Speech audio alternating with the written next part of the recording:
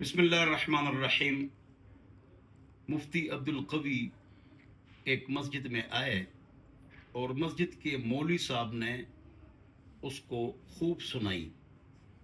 तो लोगों ने कहा कि इस मौलवी साहब ने अपने मेहमान की नाकदरी और बेकदरी की।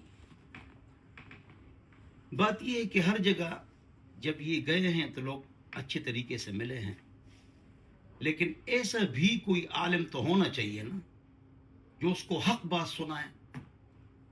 तो एक आलिम मिल गया जिसने इसको हक बात सुना दी। उस आलिम से हमारा इख्तिलाफ भी है, इख्तिलाफ अपनी जगह पर, हम में भी गलतियां हैं, लेकिन उन्होंने जो उसको समझाया, बतलाया, डांट टपट पे लाई कि भाई आपके ये काम आपके गलत है, उसने कमाल किया है, सही कहा है। क्यों? इसलिए कि जब उनको खुद पता है,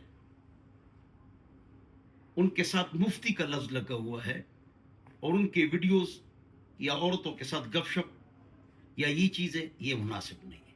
हम नहायत ही आजिज़ाना, मुअद्दिबाना, मोहब्बत के साथ उनको नसीहत करते हैं कि आप समझदार आदमी हैं, आप एक वजाहती वीडियो बनाएं कि मुझसे ये गलतियां हुई हैं गपशप में, मैं उससे माफ़ी मांगता हूँ। शरीयत में सिर्फ 4 शादियाँ हैं, इसके अलावा कोई कंसेप्ट मुता का या नऊज़ु बिल्लाहि मिन ज़ालिक मिस्यार का नहीं है, और मैं अपनी ये गलतियाँ तस्लीम करता हूँ, इसलिए कि उनकी नेकनामी नहीं है इस हवाले से।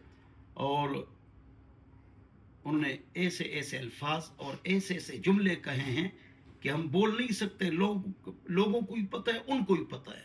तो हम प्यार मोहब्बत से उसको नसीहत करते हैं, उनको नसीहत करते हैं कि मौत का पता नहीं है और आखिरत की फ़िक्र करनी चाहिए।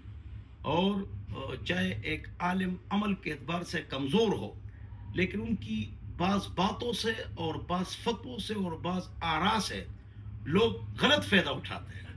हाँ, लोग गलत फ़ायदा उठाते हैं, तो इससे बचना चाहिए। अल्लाह ताला हम सबको इस प्यारे दीन पर अमल करने की तौफीक नसीब फरमाए। वस्सलाम।